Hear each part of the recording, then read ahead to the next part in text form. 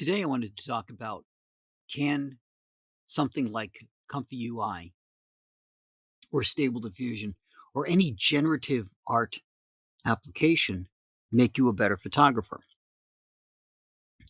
I think the answer is yes, but you'll have to stick around to see if you agree. So let's think about what it requires for you to make generative art. You have to come up with a good prompt. As you can see here on the screen, I put this prompt together. Some of the stuff at the bottom part here is just to deal with the quality of what I get, but this is the prompt. You have to be specific in your prompt. As a matter of fact, you may have to be more specific than you would think in your prompt. And let me show you what I mean. So I had a tall blonde woman wearing winter clothing stands before you. What I got is one without any woman in it at all, unless that's supposed to be a woman underneath the tree there. And other than this one, I don't consider this to be winter garb. But that beside the point, it is the requirement to create a prompt that will help you put your vision together of the story you want to tell from your photographs. In addition, it may not work the way you expected, which means you're going to have to go back and refine it and refine it. What this does is makes you better at doing the prompt, but it also makes you better at conversing with your client to describe your vision to them, to pose them, to get the image that you're looking for by helping you get better and better at describing what it is that you want to do. Now, if I didn't say a tall blonde woman wearing winter clothing standing before you, I may get nothing, which I did. If I replaced that with just a tall blonde woman, I may get a nude out of it. So in the prompts, you have to get as specific as possible. You can see when I just said winter clothing, that it did not come out the way you would anticipate. I don't know anybody who would feel comfortable outside in these three outfits. They look a little chilly to me. So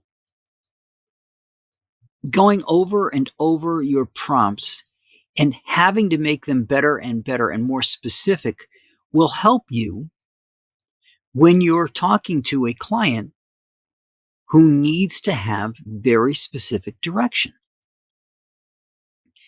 It also helps you get clearer and clearer in your mind of what you want to do for the photo session and how you want the pictures to look.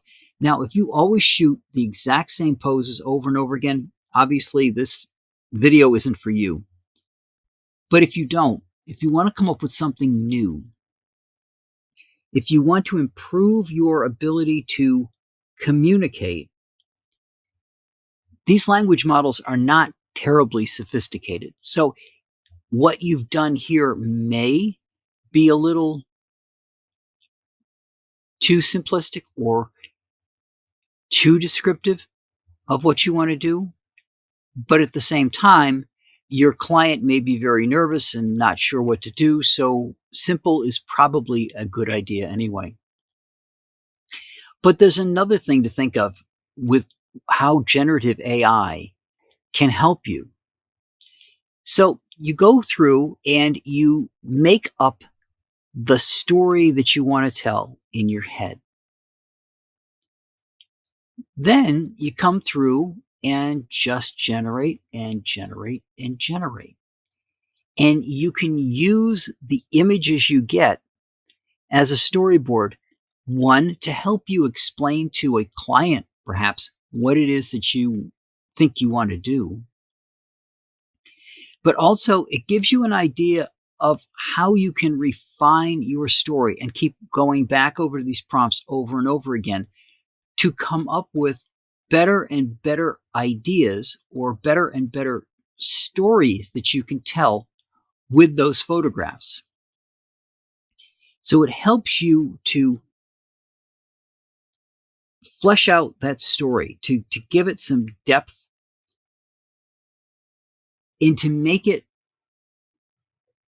very specific, but at the same time allows you to be very creative in what you come up with and how you envision it. For example, in this image, it looks like she's wearing a cape. Probably not something you were thinking about when you were talking about a woman outside wearing winter clothing. So you may see something that comes up in the prompt that you want to add, or you may see something in the prompt that you don't want, but it allows you to keep refining the prompt over and over again. Now you'll notice down here, I didn't say that she was looking at the camera. So in this particular one, they made her with her back turned.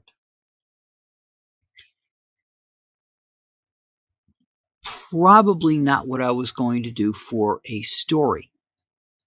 My design was to have her looking toward me. So now I know that I should probably go into this prompt and say, stands before you looking into camera.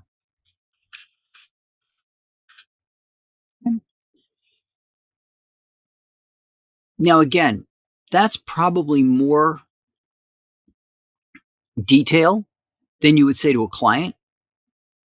But let's think about this. If you're posing a client, you've got them outside, they're wearing winter clothing, you may say, okay, turn your head a little bit to the right or a little to the left, or look at my shoulder, or whatever description you want to put in there. They wouldn't be appropriate here, but again, you're refining what it is that your vision is, as well as refining how to communicate that to someone else. Plus, as a bonus, you get all these different storyboards. Now, I'm using Comfy UI, and I've said this before, Comfy UI is quick. Now, if I kick it off here, you won't have anything done probably by the time I get done talking. But if we look at the sampler, it's already gone through the prompt. It's now at the sampler phase. So it's grabbed in the positive prompt, which is what this is at the top. It's grabbed in the negative prompt, right? Positive and negatives. And you can see the bar going across. It's going at a pretty good clip.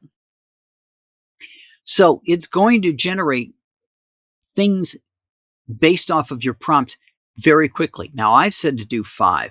And the reason I do 5 is I'll get things on a regular basis, like this one over here that has nothing to do with the prompt, other than the fact that it's a bright winter scene. Doesn't have anybody in the prompt or in the final image. So what I will typically do is tell it to do multiple images, 5, 10. I don't usually do 1. And the other reason I do that is if we go back over here to the beginning, this one's using Epic Photogasm. You may have to play with different checkpoints to get the images that you're looking for. Now I got a depth LoRa in here. I've got to add more detail LoRa in there just to get more to the image itself.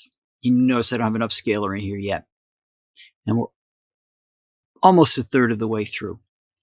But The reason I do that is it's a quick set of images that I can look at, knowing that I may have to go back and change that checkpoint. I may have to change the model that I'm using. I've Depending on what I'm doing, the model may not work at all. It may give me things that just are not anything I want to use, so I've got to go back and change the model. By going through, and again, as I've said before, make sure you keep details about what it is that you just did. But as you're going through and doing this,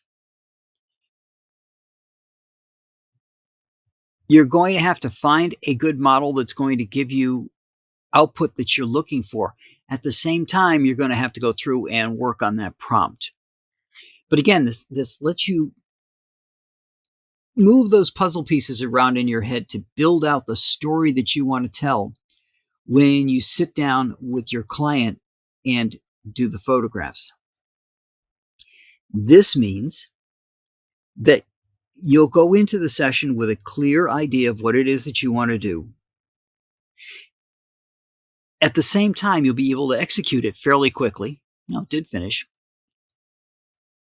And by having that quick execution, you'll be able to get your client in, out, and be able to take time to make them comfortable with what's going on. And again, you've got these storyboards, so you can actually work some of this stuff out in advance so that you're all on the same page when you start. Now, all I added was looking into the camera, and look at the difference. She's actually wearing winter clothes. I really like this one. First thing I always check is the hands. I got a problem right there. And some of the faces are questionable. Shouldn't be, but it happens. So out of the 5 photographs, as I said before, out of the 5 photographs, I've got things in certain of them that I like, but at the same time, of the entire set, I've only got one good one out of 5. And that one is going to have a problem right here because it looks like her thumb is longer than the rest of her hands. The rest of her fingers? Maybe not, but it just looks distracting to me having that little lighter spot right there. But refining, setting up your storyboards, getting that story ready to go also helps if you're working with a hair and makeup person to help them have an idea of where you're going and how to define that photo shoot. Now, obviously, this can include boudoir, and obviously, I can't do those on a YouTube channel safely. So, I don't know if you've used some of these models, but nudes are an occasional thing that pop up. Even when you have a clear prompt otherwise. I remember doing one where I wanted a robed woman, and I even said I had to put in that the robe was closed, and even then, half the time, it would ignore me completely, and I'd be looking at a naked woman. So bear that in mind when you're going through and doing some of these things, that the prompts don't always execute the way you think, and you have to be a little bit more specific about what's there. But again, that specificity helps you going forward when you talk to your clients.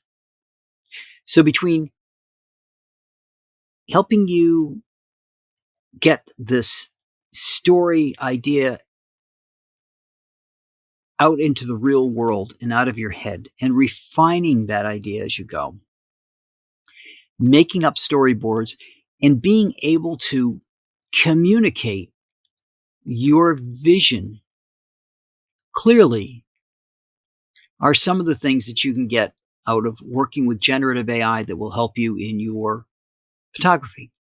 And that's what I got for you guys this week, and I'll talk to you all next week.